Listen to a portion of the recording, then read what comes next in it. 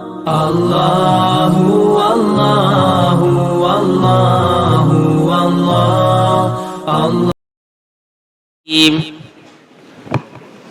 الحمد لله رب العالمين، والصلاة والسلام على سيد الأنبياء والمرسلين وعلى آله وصحبه أجمعين. أما بعد، فإن أصدق الحديث كتاب الله، وأحسن الهدي هدي محمد صلى الله عليه وسلم، وخير الأمور عواسمها، وشر الأمور محدثاتها، وكل محدثة بدعة، وكل بدعة ضلالة، وكل ضلالة في النار.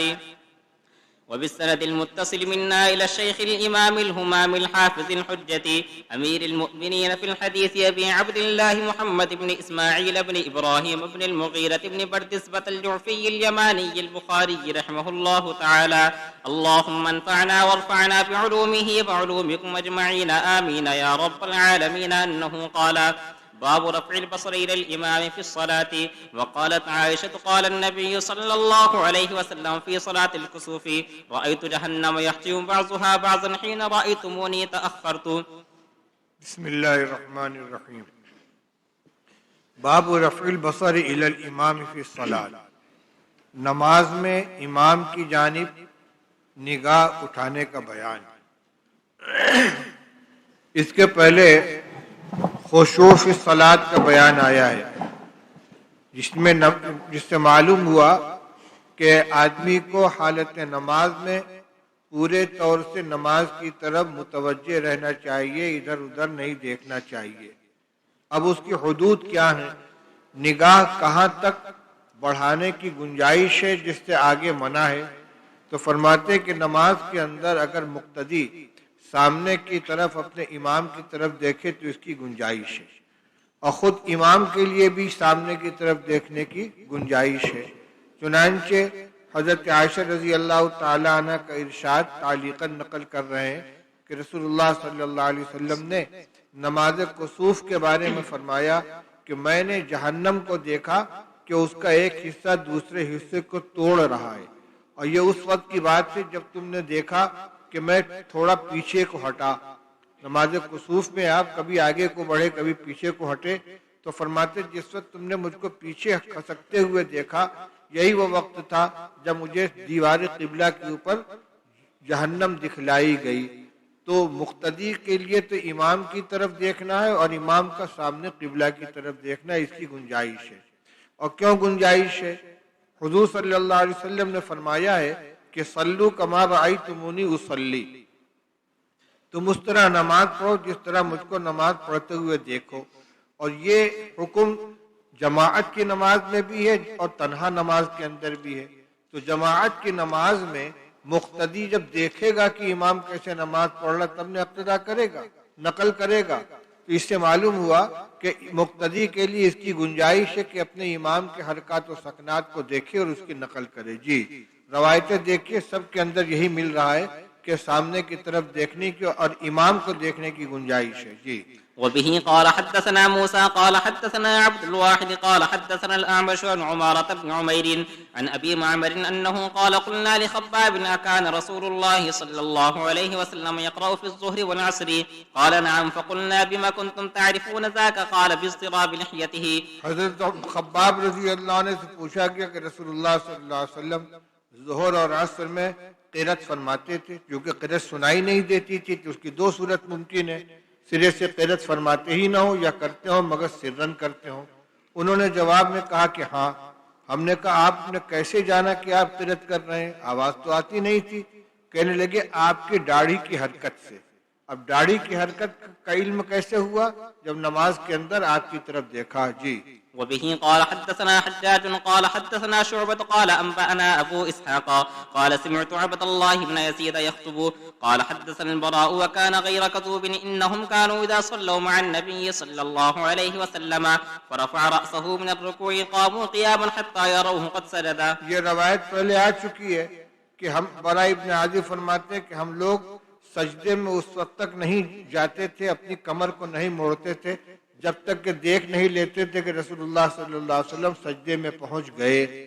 یہ دیکھنا اسی وقت ممکن ہوگا جب ان کی طرف نظر اٹھائی جائے. جی. وبه قال حدثنا اسماعيل قال حدثني مالك عن زيد بن اسلم عن عطاء بن يسار عن عبد الله بن عباس انه قال خسفت الشمس على عهد النبي صلى الله عليه وسلم فصلى قالوا يا رسول الله رايناك تناولت شيئا في مقامك ثم رأيناك تكعكعت فقال إني رأيت الجنة فناولت منها عنقودا ولو أخذته لأكلتم منه ما بقيت الدنيا. یہ روایت سب سے زیادہ صریح ہے اس لیے کہ ابھی تک تو صحابہ کا عمل آیا تھا، اب اس میں تقریر پائی جا رہی ہے.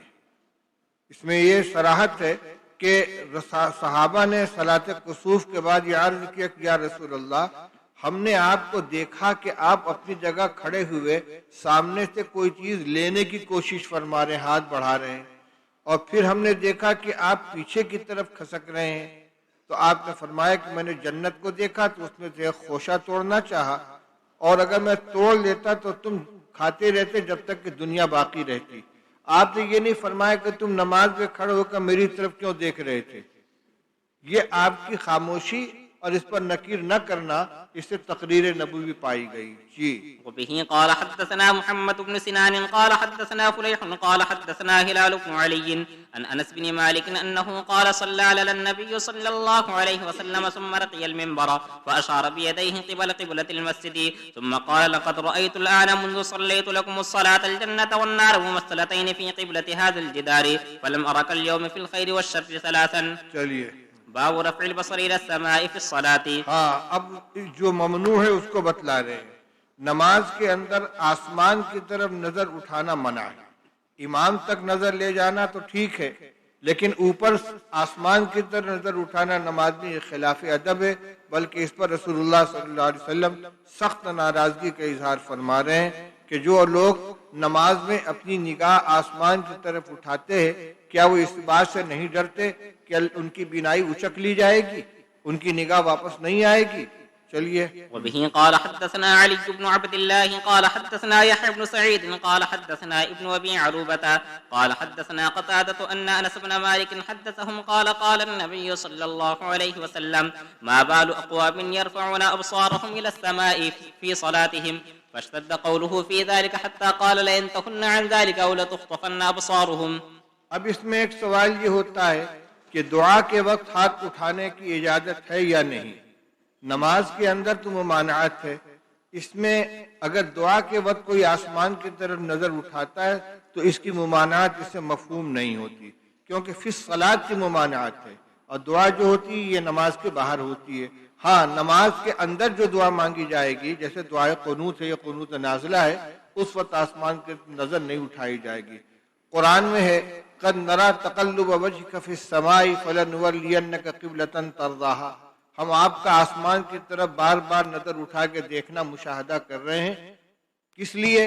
آپ کو انتظار ہے کہ تحویل قبلہ کا حکم کب آئے گا. تو اس میں ایک تو انتظار ہے، دوسرے آپ دعا بھی فرماتے تھے، چاہے یہ دعا زبان سے ہو یا چاہے دعا قلب سے ہو کہ اللہ ہمارے قبلے کو تبدیل فرما دے، ہمیں کعبہ کی طرف پھیر دے. تو یہ ایسے موقع پر آسمان کی نظر اٹھانے میں کوئی حرج کی بات نہیں ہے. وہ محروم تمنا کیوں نہ سوئے آسماں دیکھے کہ جو منزل بمنزل اپنی محنت رائے گاہ دیکھے. آسمان کی طرف نظر اٹھانا اللہ کی طرف متوجہ ہونے کے لیے، لیکن نماز کے ادب کے خلاف ہے. جی. باب الالتفات في الصلاة. نماز کے اندر التفات، ادھر ادھر مڑنا. التفات کے 3 درجے ہیں. ایک ہے گوشۂ چشم سے، یعنی چہرہ سامنے کی طرف ہو اور گردن میں کوئی حرکت پیدا نہ ہو، صرف کنکھی مار کے دائیں بائیں دیکھ لینا. اگر لہو و لعب کے طور پر ہے تو مکروہ ہے، اور اگر کسی ضرورت کی بنا پر ہے تو اس کی گنجائش ہے. اسی طریقے دوسرا نمبر ہے گردن کا موڑنا، کہ گردن مڑ جائے.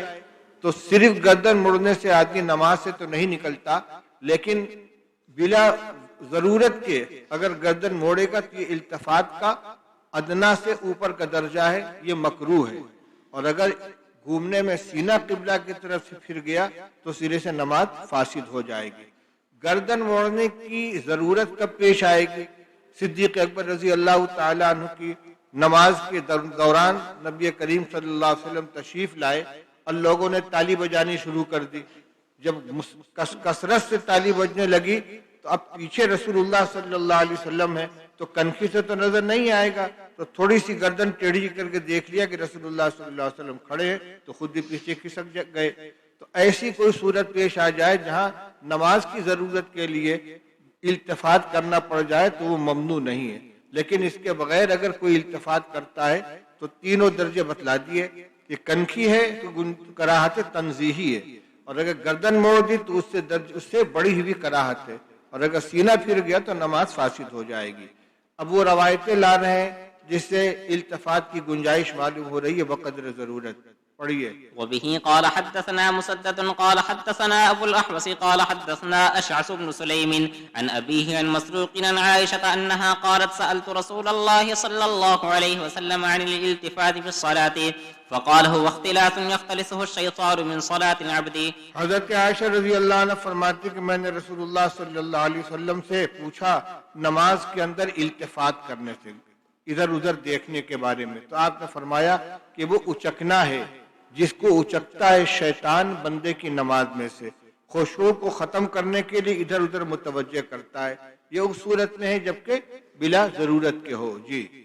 وبه قال حدثنا قتيبة قال حدثنا سفيان عن الزهري عن عروة عن عائشة أن النبي صلى الله عليه وسلم صلى في خميصة لها أعلام فقال شغلني أعلام هذه اذهبوا بها إلى أبي جهم وأتوني بأنجابية. حضور صلی اللہ علیہ وسلم نے نماز پڑھی ایک خمیصہ میں, خمیصہ کہتے ہیں اونی کالی چادر, لہا اعلام جس پہ کچھ نقش و نگار بنے ہوئے تھے, پھول پتی وغیرہ بنی ہوئی ہوگی. جب نماز سے فارغ ہو گئے تو آپ نے فرمایا کہ مجھے اس چادر کے نقش و نگار نے مشغول کر لیا, میری توجہ اس کی طرف ہو گئی, لہذا اذهبوا بها, اس کو لے جاؤ. کہاں لے جاؤ؟ ابو جہم کے پاس. وَأْتُونِي بِأَنْبَجَانِيَّتِهِ, اس میں بعض نسخوں میں ضمیر کے ساتھ ہے, بعض میں بغیر ضمیر کے ہے, اور لے آؤ میرے پاس انبجانیہ. انبجانیہ سادہ چادر ہوتی ہے جس میں کوئی نقش و نگار نہیں ہوتا. اصل میں یہ چادر جو خمیصہ ہے یہ انہی نے ابو جہم رضی اللہ عنہ رسول اللہ صلی اللہ علیہ وسلم کو ہدیہ کی تھی, لیکن اس میں توجہ آپ کی بڑھ رہی تھی, نقش و نگار کی طرف نگاہ جا رہی تھی جس کو آپ نے نماز کے لیے مخل جانا. اب اگر صرف واپس کر دیتے تو ان کی دل شکنی ہوتی, اس لیے آپ نے فرمایا کہ اس کو لے جاؤ, ان سے کو بدل کے وہ سادہ چادر مجھے دے دو, تو ان کا ہدیہ واپس بھی نہیں ہوگا, اور جو التفات پایا جاتا اس کا علاج بھی ہو جائے گا. چلیے. باب هل يلتفت لأمر ينزل به أو يرى شيئا أو بصاقا في القبلة. وقال سهل التفت أبو بكر فرأى النبي صلى الله عليه وسلم. اوپر جو روایت آئی اس میں تو صرف ممانعت کی روایتیں لے آئے ہیں, اب گنجائش کی روایت لا رہے ہیں کہ کیا التفات کر سکتا ہے کسی معاملے کی بنا پر جو اچانک پیش آ جائے, یا کوئی چیز دیکھ لے, یا تھوک نظر آ جائے قبلہ کی طرف دیوار کے اوپر, تو یہ کوئی عارض آنے کی بنا پر اگر التفات پایا جاتا ہے تو اس کی گنجائش ہے. چنانچہ سہل رضی اللہ عنہ اسی واقعے کو بیان کرتے ہیں کہ ابو بکر رضی اللہ تعالیٰ نے مڑ کر دیکھا تو نبی کریم صلی اللہ علیہ وسلم نظر آ گئے. وہی جب بیماری میں جب حضور صلی اللہ علیہ وسلم پیچھے آ کر کھڑے ہوئے صف کو چیرتے ہوئے, یہ وہ بیماری والا واقعہ نہیں ہے. جب آپ قبا گئے تھے صلح کرانے کے لیے اور عصر کی نماز شروع کرا دی تھی حضرت ابوبکر رضی اللہ تعالیٰ عنہ نے حضرت بلال کے کہنے سے, اور حضور تشریف لے آئے اور نماز کے شروع ہونے کے بعد صف میں چیرتے ہوئے آگے جا کر کھڑے ہو گئے تھے, اور لوگوں نے تالی بجانی شروع کی. انہوں نے مڑ کر دیکھا تو حضور تھے. آپ نے اشارہ کیا کہ اپنی جگہ کھڑے رہو, لیکن انہوں نے ہاتھ اٹھا کر اللہ کا شکر ادا کیا اور پیچھے آ گئے. اس میں ہے التفات. اور بیماری والے میں تو التفات کی ضرورت ہی نہیں پیش آئی تھی, وہاں تو خود رسول اللہ صلی اللہ علیہ وسلم دو آدمی کے سہارے آ کر حضرت ابوبکر کے بائیں جانب بیٹھ گئے تھے. جی. وبه قال حدثنا قتيبة قال حدثنا الليث عن نافع عن ابن عمر أنه قال رأى رسول الله صلى الله عليه وسلم نخامة في قبلة المسجد وهو يصلي بين يدي الناس فحتها ثم قال نماز کے اندر ہی آپ نے اس کو خروج دیا. جی. ثم قال حين انصرف إن أحدكم إذا كان في الصلاة فإن الله قبل وجهه فلا يتنخمن أحد قبل وجهه في الصلاة. رواه موسى بن عقبة وابن أبي رواد عن نافع. چلیے. وبه قال حدثنا يحيى بن بكير قال حدثنا الليث عن عقيل عن ابن شهاب أنه قال أخبرني أنس بن مالك قال بينما المسلمون في صلاة الفجر لم يفجأهم إلا رسول الله صلى الله عليه یہ وسلم. وفات والے دن آپ کی فجر کی نماز میں جو آپ نے پردہ ہٹا کر مشاہدہ فرمایا اس کا بیان ہے. جی. كشف ستر حجرة عائشة فنظر إليهم وهم صفوف فتبسم يضحك ونكص أبو بكر على عقبيه ليصل له الصف فظن أنه يريد الخروج وهم المسلمون أن يفتتنوا في صلاتهم فأشار إليهم أتموا صلاتكم وأرخى الستر وتوفي في آخر ذلك اليوم. اب اس میں اچانک رسول اللہ صلی اللہ علیہ وسلم کا پردہ کھسکا کے وہاں کھڑا ہونا، اس کو لوگوں نے کیسے دیکھا؟ انتظار تھا، اور جب محسوس ہوا کہ پردہ وہاں سے کھسک رہا ہے تو سب کی نظر اس طرف پڑی ہے.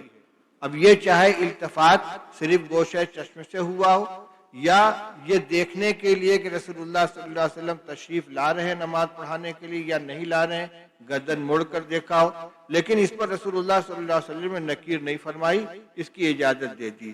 چلیے، یہ ضرورت کی بنا پر التفات پایا گیا ہے. باب وجوب القراءة للإمام والمأموم في الصلوات كلها في الحضر والسفر وما يجهر فيها وما يخافت.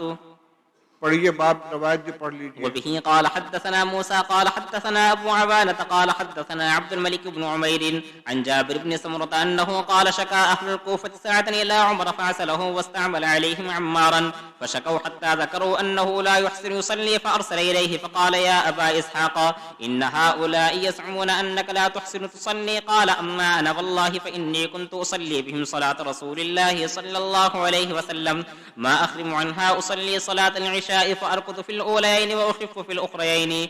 قال ذاك الظن بك يا أبا إسحاق. فأرسل معه رجلا أو رجالا إلى الكوفة يسأل عنه أهل الكوفة ولم يدع مسجدا إلا سأل عنه ويثنون عليه معروفا حتى دخل مسجدا لبني عبس فقام رجل منهم يقال له أسامة بن قتادة يكنى أبا سعدة فقال أما إذ نشدتك فإن سعة كان لا يسير بالسرية ولا يقسم بالسوية ولا يعدل في القضية. قال سعد أما والله لأدعون بثلاث اللهم إن كان عبدك هذا كاذبا قام رياء وسمعة فأطل عمره وأطل فقره وعرضه بالفتن. وكان بعد إذا سئل يقول شيخ كبير مفتون أصابتني دعوة سعد. قال عبد الملك فأنا رأيته بعد قد سقط حاجباه على عينيه من الكبر وإنه ليتعرض للجواري في الطرق يغمسهن.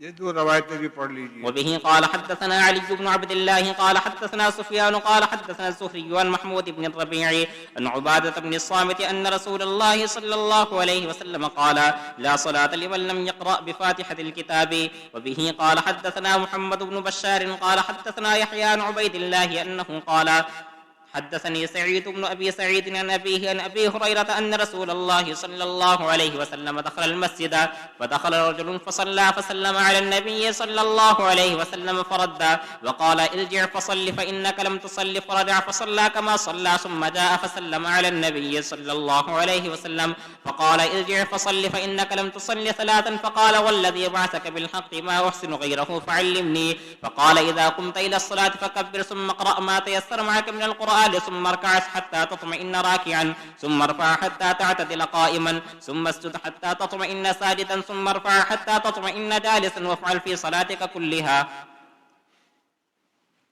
باب وجوب القراءة للإمام والمأموم في الصلوات كلها في الحضر والسفر وما يجهر فيها وما يخافت. قرأت کا واجب ہونا امام کے لیے بھی مقتدی کے لیے بھی تمام نمازوں میں، حضر میں بھی، سفر میں بھی، جہری نمازوں میں بھی، سری نمازوں میں بھی. اقامت کا بیان ہو گیا، صف کو درست کر دیا اور خشوع و خضوع کو بیان کر دیا. تکبیر تحریمہ بھی ہو گئی. اب تکبیر تحریمہ کے بعد کیا دعا پڑھی جائے گی اس کا بھی بیان ہو گیا. اب اگلا نمبر قرأت کا ہے. تو قرأت کے سلسلے میں یہ جو باب ہے یہ بنیادی باب ہے، اور اس کے بعد جتنے ابواب آئیں گے سب اسی کی جزئیات ہوں گی. ترجمے کے الفاظ آپ نے دیکھے، اس سے بظاہر ایک مسئلہ معلوم ہوتا ہے کہ امام بخاری رحمۃ اللہ علیہ یہ فرمانا چاہتے ہیں کہ نماز کے اندر بہرحال قرأت ضروری ہے. ہر نماز کے اندر، ہر حال کے اندر، ہر فرد کے لیے، چاہے نماز سری ہو چاہے جہری ہو، چاہے نماز تنہا ہو چاہے جماعت سے ہو، چاہے امام کے پیچھے ہو چاہے اکیلے پڑھی جا رہی ہو، امامت کر رہا ہو، مقتدی بن رہا ہو، منفرد ہو، عید کی نماز ہو، جمعہ کی نماز ہو، کوئی بھی نماز ہو، اگر وہ نماز ہے صلاۃ مطلقہ ذات رکوع و سجود تو اس کے اندر قرأت ضروری ہوگی. ایک مسئلہ تو یہ ہے کہ نماز کے اندر مطلق قرأت ضروری ہے یا سورہ فاتحہ کا پڑھنا ضروری ہے، اور ایک مسئلہ یہ ہے کہ امام کے پیچھے مقتدی کو قرأت کرنے کی اجازت ہے یا نہیں. یہ دو مسئلے الگ الگ ہیں. ایک مسئلہ ہے امام کے پیچھے مقتدی کے لیے قرأت کی اجازت ہے یا نہیں، اور ایک مسئلہ ہے نماز کے اندر قرأت مطلق فرض ہے یا خاص سورہ فاتحہ کی قرأت فرض ہے. جو عنوان رکھا امام بخاری رحمۃ اللہ علیہ نے بظاہر یہ صرف ایک مسئلے سے متعلق ہے. وہ کیا ہے کہ قرأت ضروری ہے اور سورہ فاتحہ کے بارے میں کچھ نہیں فرما رہے ہیں. حالانکہ امام بخاری رحمۃ اللہ علیہ کا مسلک ہے اور اس سلسلے میں بہت متشدد ہیں.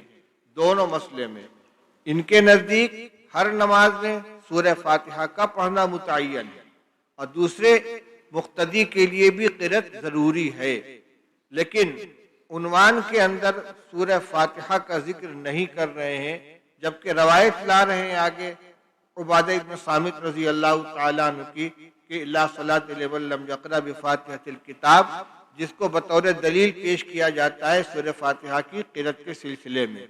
پھر عنوان میں اس کے ذکر نہ کرنے کی کوئی وجہ ہوگی.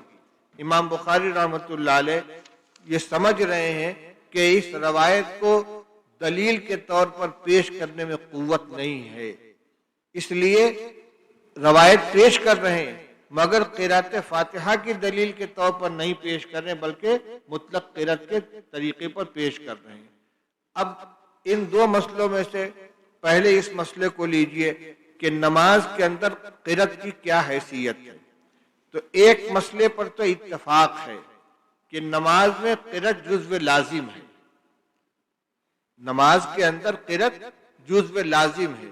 اب وہ قرأت مطلق ہے، قرآن کے کسی حصے کا پڑھ دینا قرأت کے فریضے کو ادا کرنے کے لیے کافی ہے یا خاص طور سے سورہ فاتحہ کا پڑھنا ضروری ہے. ائمہ ثلاثہ امام شافعی، امام احمد اور امام مالک رحمہم اللہ کے نزدیک سورہ فاتحہ کا پڑھنا لازم ہے. امام ابو حنیفہ رحمۃ اللہ علیہ فرماتے ہیں کہ قرآن میں فرمایا گیا ہے فَقْرَؤُوا مَا تَيَسَّرَ مِنَ الْقُرْآنِ، کہ نماز کے اندر یہ نمازی کی قرأت کے بارے میں ہے. سورہ مزمل کی آیت ہے جو پوری کی پوری سورت تہجد کی نماز کے بارے میں نازل ہوئی ہے. فَقْرَؤُوا مَا تَيَسَّرَ مِنَ الْقُرْآنِ، جو آسان ہو قرآن میں سے اس کو پڑھو. یہ ہے نص قطعی جو قطعی الثبوت بھی ہے اور قطعی الدلالت بھی ہے. اسی طرح حدیث جو تیسری آپ نے پڑھی ہے صفحہ 105 کے اوپر تیسری روایت، اس کی تیسری سطر میں دیکھیے قال اذا قمت الى الصلاة فکبر ثم اقرأ ما تيسر معك من القرآن.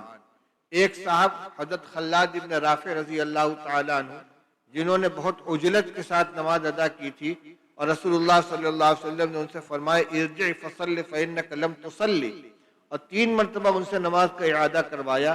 جب انہوں نے یہ کہا مجھے نماز پڑھنی نہیں آتی، ایسی ہی آتی، مجھے آپ بتلائیے کہ کیسے نماز پڑھوں، تو آپ نے ان کو طریقہ نماز بتلایا ہے. تو نقص کو دور کرنے کے لیے آپ نے طریقہ بتلایا ہے. اس میں آپ نے ان کو یہ بتلایا کہ اذا قمت الى الصلاة فکبر، نماز کے لیے کھڑے ہو تو تکبیر تحریمہ کہو.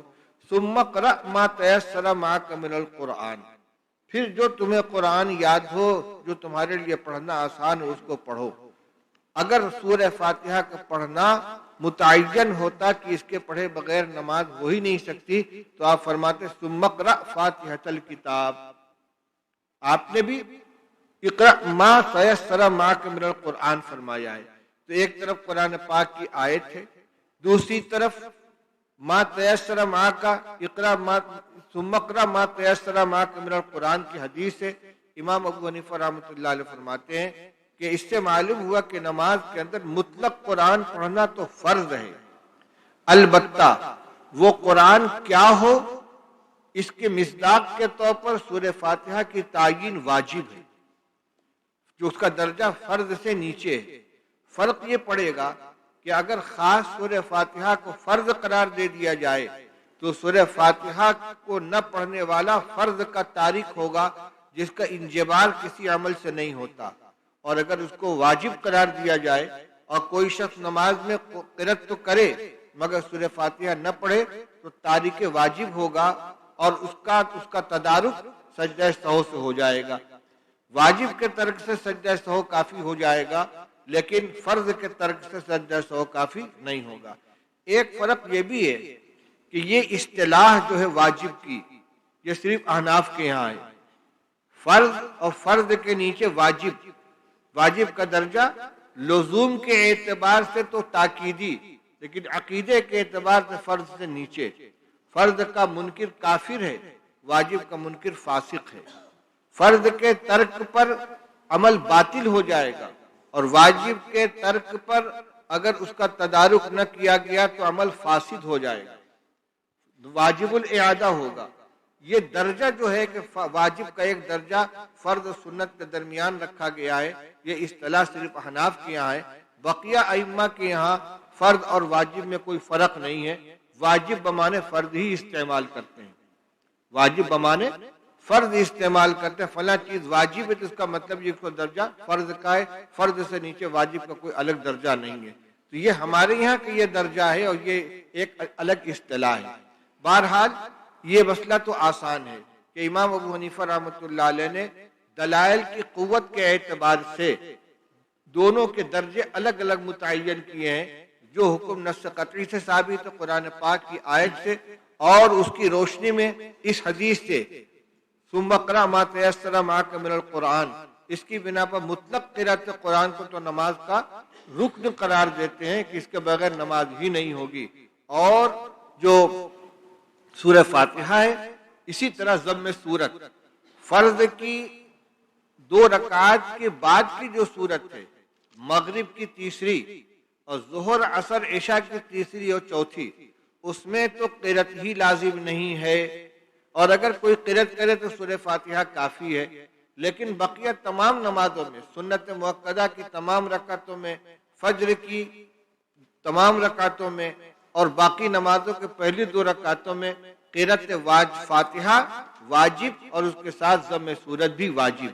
ان دونوں میں سے کوئی ایک چیز چھوٹ جائے گی تو سجدہ سہو کرنا واجب ہو جائے گا۔ یہ مسئلہ تو حل ہو گیا۔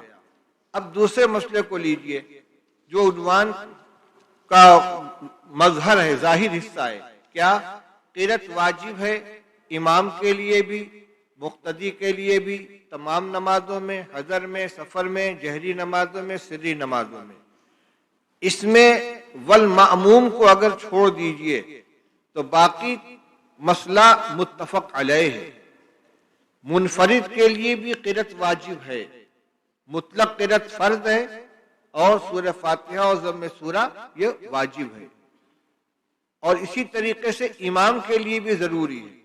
تو امام کے لیے اور منفرد کے لیے قرأت کے ضروری ہونے پر کوئی اختلاف نہیں ہے۔ اسی طرح سے جہری اور سری میں بھی کوئی اختلاف نہیں ہے، حضر اور سفر میں بھی کوئی اختلاف نہیں ہے، قصر اور اتمام کی نمازوں میں دونوں کے اندر قرأت کرنا ضروری ہے، اس میں بھی کوئی اختلاف نہیں ہے۔ اختلاف صرف ایک جز کے اندر ہے کہ مقتدی جب امام کے پیچھے نماز پڑھ رہا ہو تو اس کے لیے قرأت کرنا ضروری ہے یا نہیں۔ اس مسئلے میں امام شافعی رحمۃ اللہ علیہ کے قول جدید اور امام بخاری رحمۃ اللہ علیہ کے علاوہ باقی تمام حضرات متفق ہیں اس بات کے اوپر کہ امام کے پیچھے قرأت واجب نہیں ہے۔ امام احمد بن حنبل رحمۃ اللہ علیہ کا مقولہ علامہ موفق الدین ابن قدامہ صاحب کتاب المغنی نے نقل کیا ہے، امام احمد بن حنبل رحمۃ اللہ علیہ فرماتے ہیں ما سمعنا احدا من اہل الاسلام یقول ان الامام اذا جہر بالقراءة لا تجزئ صلاة من خلفه اذا لم یقرأ۔ ہم نے اہل اسلام میں سے کسی کے بارے میں یہ نہیں سنا جو یہ کہتا ہو کہ امام جب قرأت کر رہا ہو جہر کے ساتھ تو اس کے پیچھے والے کی نماز نہیں ہوگی اگر وہ قرأت نہ کرے۔ اس میں تو جہر کے بارے میں ہے۔ اور پھر اسی مغنی کے اندر امام احمد بن حنبل رحمۃ اللہ علیہ کا مقولہ ابن قدامہ نقل کرتے ہیں کہ حاضر نبی صلی اللہ علیہ وسلم واصحابہ والتابعون وهذا مالک فی اہل حجاز وهذا الثوری فی اہل العراق وهذا الاوزاعی فی اہل الشام وهذا اللیث فی اہل مصر قالوا لرجل صلى خلف الامام وقرأ امامه ولم يقرأ هو صلاته باطلة۔ فرماتے ہیں کہ یہ اللہ کے نبی صلی اللہ علیہ وسلم ہیں اور یہ آپ کے صحابہ ہیں اور یہ تابعین ہیں اور یہ امام مالک ہیں اور یہ اہل حجاز میں، سفیان ثوری اہل عراق میں اور امام اوزاعی اہل شام میں، لیث ابن سعد اہل مصر میں، ان میں سے کسی نے بھی ایسے شخص کے بارے میں کہ جو نماز پڑھے کسی امام کے پیچھے اور امام قرأت کرے اور وہ نماز پیچھے پڑھنے والا قرأت نہ کرے، کسی نے نہیں کہا کہ اس کی نماز باطل ہو جائے گی۔ اطراف عالم کے اندر ہر علاقے کے ائمہ فن کو ذکر فرما رہے ہیں اور یہ خود امام احمد بن حنبل رحمۃ اللہ علیہ کا اپنا قول ہے۔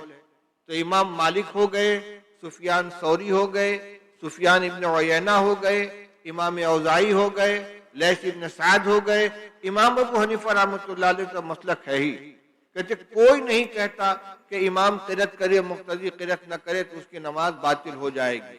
ابھی اتنا تو متفق علیہ ہو گیا کہ قرأت واجب نہیں ہے، اب کیا اس کی حیثیت ہے؟ تو امام مالک اور امام احمد بن حنبل کے نزدیک جہری نماز میں امام کے پیچھے مقتدی کو قرأت کرنے کی اجازت نہیں ہے۔ سری نماز کے اندر اجازت ہے لیکن واجب نہیں ہے۔ یہاں دعویٰ ہے وجوب القرأت کا، عدم وجوب اگر آ گیا تو اس کے خلاف ہو گیا۔ اب یہ درجہ کی گنجائش ہے کہ نہیں ہے یہ الگ چیز ہے۔ سری نماز میں کچھ حضرات کے نزدیک گنجائش ہے، ہمارے یہاں سری نماز میں بھی گنجائش نہیں ہے۔ دوسرے نقطہ نظر سے دیکھیے کہ یہ قرأت کے بغیر نماز نہیں ہو رہی ہے، کیونکہ جابر ابن عبداللہ رضی اللہ تعالیٰ عنہ کی روایت ہے، اس میں موطا کے اندر جابر رضی اللہ تعالیٰ عنہ فرماتے ہیں کہ رسول اللہ صلی اللہ علیہ وسلم نے فرمایا من کان لہ امام فإن قراءتہ لہ قراءۃ، جس کا کوئی امام ہو تو امام کی قرأت اس مقتدی کے لیے کافی ہو جاتی ہے۔ تو قرأت ہے چاہے حقیقتاً ہو چاہے حکماً ہو، امام کو ضامن قرار دیا گیا ہے، الامام ضامن، تو سارے کام تو وہ کرتا ہے، مقتدی بھی کرتا ہے، تکبیر تحریمہ سے لے کر السلام علیکم ورحمۃ اللہ تک، وہ کس چیز میں ضامن ہے؟ رکوع وہ کرے گا، سجدہ وہ کرے گا، قومہ وہ کرے گا، جلسہ وہ کرے گا، تحیات میں بیٹھے گا، تمام دعائیں پڑھے گا، صرف ایک چیز ہے وہ ہے قرأت، جس کے اندر مقتدی امام مقتدی کا ضامن ہوتا ہے۔ اور اس کا نقطہ یہ ہے کہ یہ نماز جو ہے یہ اللہ جل شانہ کے دربار میں عرض معروض کرنے کے لیے ہے۔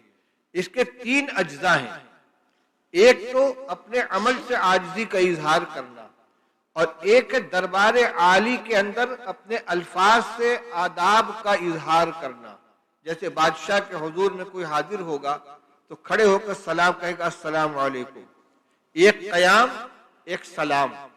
لیکن ایک جماعت اگر گئی ہوئی ہے اور درخواست پیش کرنی ہے تو سارے لوگ نہیں بولیں گے، آداب مجلس کی رعایت کرنا ہر ایک کے ذمہ ضروری ہے۔ اور اظہار بندگی کرنا ہر ایک کے ذمہ ضروری ہے، بندگی بجا لائے، دربار کے ادب کا قول سے بھی اظہار کرے اور عمل سے بھی اظہار کرے، لیکن جو عرض معروض کرنی ہے، درخواست دینی ہے، گزارش کرنی ہے، اس کے اندر ایک نمائندہ ہوگا، وہی بات کرے گا۔